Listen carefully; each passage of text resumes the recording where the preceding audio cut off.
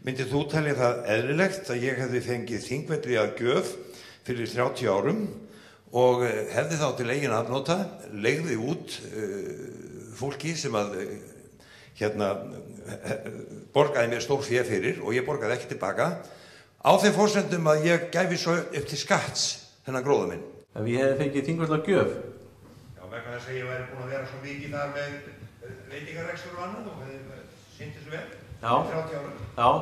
Ætti þá að Þingvelli að gjöf bara og fara með þá alveg svo til, leigja út þennan rekstur, græða á því og rétta þetta með því að ég borgaði svo mikið skatt að þessu. Það verður alveg nóg. Já, þetta er ágætt stemming hjá þér.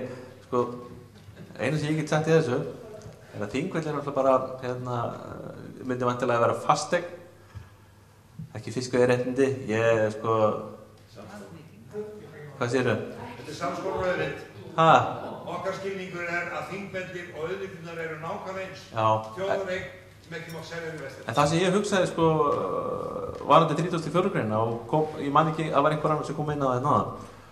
Þið einmitt, hugsunni hjá stjórnlagaráðinu er að þetta er allar auðlindir, eins og þú segir, allar auðlindir eiga fallandi sömu almennu kröfur. Þannig að það má einmitt spyrja sig hvernig áhrifin eru þá jarðhita, námur og allar aðrar auðlindir. Ég veit ekki hver áhrifin af því verða. Ég bara segja það, heiðarlega. Þið eru að flagga því að orkufyrirtæki, þau hafi leigutíma til 30 ára, eða ég vil meira, 65 og 65 er 130, þetta stefnir alltaf í það hjá okkur, hafandi sem lengstan. En er hægt að bera saman sjávarútvegsfyrirtæki með þessar hreyfanlegu stofna og hreyfanlegu útgerðir, miða það við orkufyrirtæki sem er með heila virkjun og mannvirki fast á sama stað og getur sé ekki treyft? Já, hugmyndin var svo þegar í kringum þessa endurskoðunarnefnd eða sáttanefnd sem var lögð af stað, þá var það okkar skilningur að við LJU hélt áfram í þessari vinnu og byggði á þeim sjónarmið sem kom fram í einmitt skýrslu hvað heitir eign ríkisins á jarðhitaréttindum. Þannig að við vorum samanlega sjónarmið sem koma þar fram og þar kom meðal annars fram eftir 65 ára gildistími. Það eru auðvitað fráleitt að leggja jöfnu orkuauðlindir og sjávarútveg í þeim skilningi að sami afskriftartími fjárfestinga eigi að liggja þær undir, að það eigi að gilda sami tími fyrir auðlindanýtingar og nýtingarsamninga. Afskriftartími, hvað er afskriftartími raforkuvirkjunar, ekki 60-90 ár? Já, ok, 40-50 ár, en afskriftartími skips er 25 ár og bara þetta eitt ætti að gefa okkur svo litla vísbending það hvað liggur undir og hversu ólíkt þetta er. Og menn segja eins og í orkunni, við þurfum að hafa langan samning að því við erum með mikla fjárfestingu, þurfum mörg ár til þess að borga hana niður.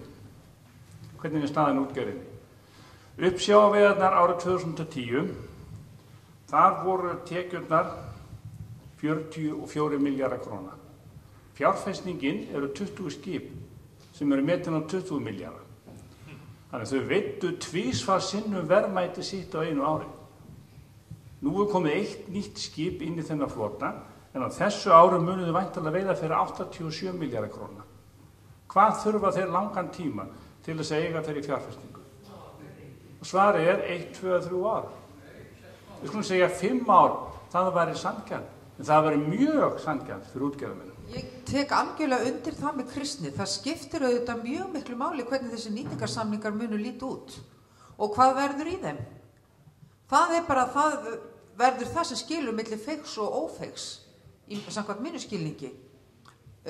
Varðandi það hvort að þetta er á vetursetjandi þessar breytingar yfirleitt. Friðrik talaði nokkru dæmi frá öðrum löndum og ég var að spekulera í hvort það sé einhver innblástur að sækja frá Noregi. Það sem ég skilst að sé vera að færa styrkja strandveiðar og að kostnað togaraveiðar og svoleiðis, úthafsveiðar, eitthvað svoleiðis. Við mættum alveg líta á Noreg sem hafa hliðsjón af þeim lögum sem að gilda sjávarútveg í Noregi. Þeim er mjög annt sínar strandveiðar og líta ekki bara á þá sem byggða á atvinnufyrirbæri, heldur líka sem menningarlegt fyrirbæri, merkilegt fyrirbæri í atvinnumenningu sinni og standa vörð strandveiðarnar og við mættum læra ýmislegt af þeirra hugarfar og þeirra nálgun í fiskveiðistjórnunarmálum. Já, spurtum Norðmenn, þeir styrkja strandveiðar á kostnað úthafsveiða og þarna liggur að baki held ég að einhverju leyti menn vilja styrkja menningu, gamla menningu, lítil þorp og mann líður betur ef það byggðin helst á þessum litlu stöðum en það með vera lítil þess að fiskveiðar eru lítil atvinnugrein í Noregi og þeir hafa efni á því að miklu frekar heldur en við að taka svona ákvarðanir á kostnað hagkvæmni af því að þeir vilja hafa svona litla sæta útgerð og litla fallega byggð sem þeir hafa haft frá aldaöðli en við höfum miklu síður efni á því að fara svoleiðis með sjávarútveginn okkar af því að við sjávarútvegurinn hann megin atvinnugrein sem við lifum á og við höfum miklu síður efni á því að draga úr hagkvæmni með svona hættu. Að gefnu tilefni þá vil ég nú benda á það að núna eru núverandi ríkisstjórn búin að skera niður skuldir af íslenskum útgerðarfyrirtækjum upp á 200-300 milljarða og þetta eru mestu mistök sem hafa verið gerð í síðan eftir hrun vegna þess að einu fyrirtækin sem hafa verið að græða beinlínis á hruninu eru sjávarútvegsfyrirtæki sem flytja allt sína afurði út í evrum, dollarum og pundum. Þeir hafa hreinlega verið að græða og þess vegna fáránlegt að skera niður aðeins 200-300 milljarða í skuldir og leyfa þeim að halda kvótunum sínum áfram þegjandi á hljóðalaust og það gefið svo vittlust í þessu samfélagi okkar að þetta nær engri átt og þess vegna verðum við að breyta þessu og þessir ágætu sægrifar sem sitja þarna við borðið, bæði Örn Pálsson og Friðrik Friðriksson, að þeir eiga auðvitað að sjá sóma sín í því að koma á móti fólkin í landinu, einstæðu mæðrunum í Breiðholtinu og annar staðar á landinu og leggja sitt að mörkum að búa til alvöru sátt í þjóðfélaginu sjávarútvegsmál. Því það nú einu sinni þannig að það sjávarútvegurinn sem helst getur lagað stöðuna í okkar þjóðfélagi og það verðum við að gera með því að tryggja það að allir fái part af kökunni. Það voru held ég afskrifað 11 milljarðar en ekki 200-300 milljarðar á sjávarútveginum. Grétar, ég skal sýna þér það. Og afskrifað 50 milljarðar Magga Kristins í Vestmannaeyjum, 20 milljarðar Gvendi í Brím og það þetta halda áfram. Eiríkur spurði í sambandi við kvótanýtingu og ég bara fullyrði það og að Landssamband smábátaeigenda það beinir öllu sínum kröftum að því að gera hag þeirra sem að nýta kvóta sinni með veiðum sem besta.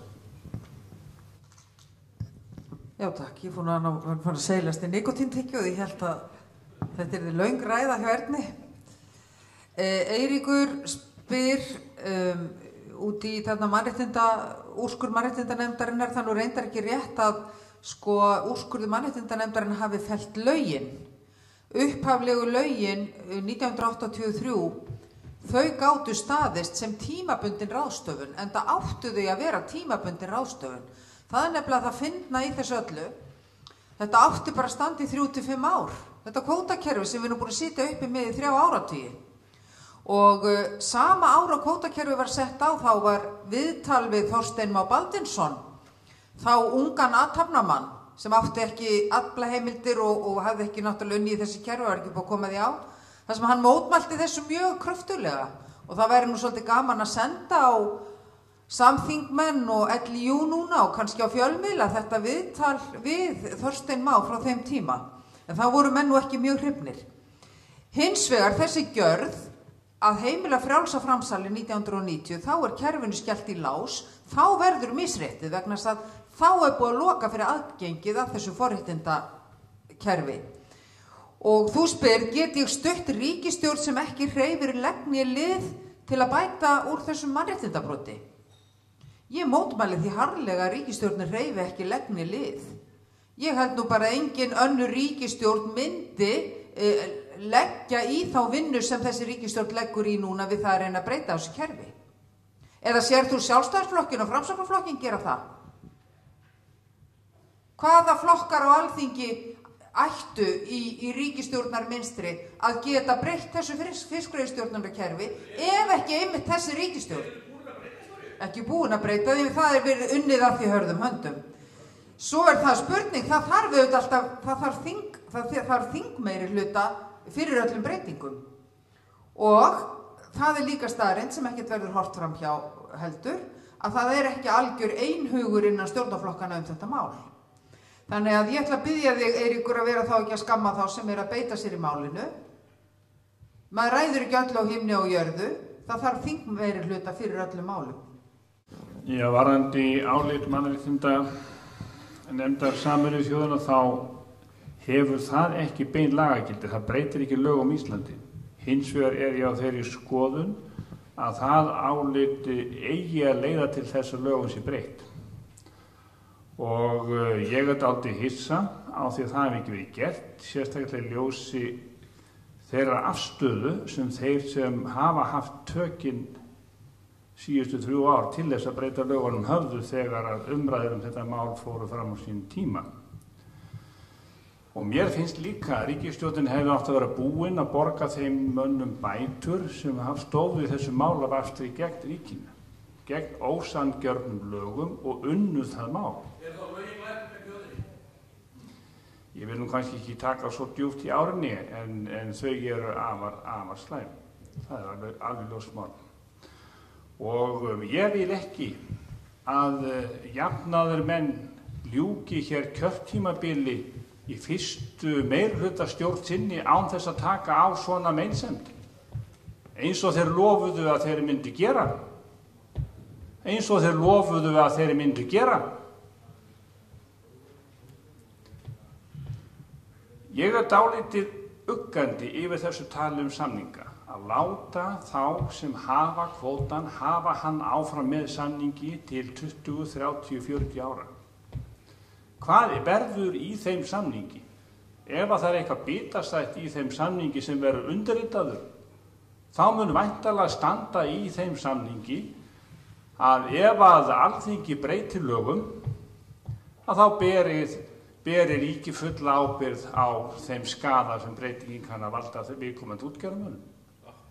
Verður það í samningunum sem verið að undirbúa við LÍU og Örn Pálssonar félaga að ríkið ætla að viðurkenna það að það ætla að bæta útgerðarmönnum hverja þá lagabreytingu sem menn kunna að gera á samningstímanum.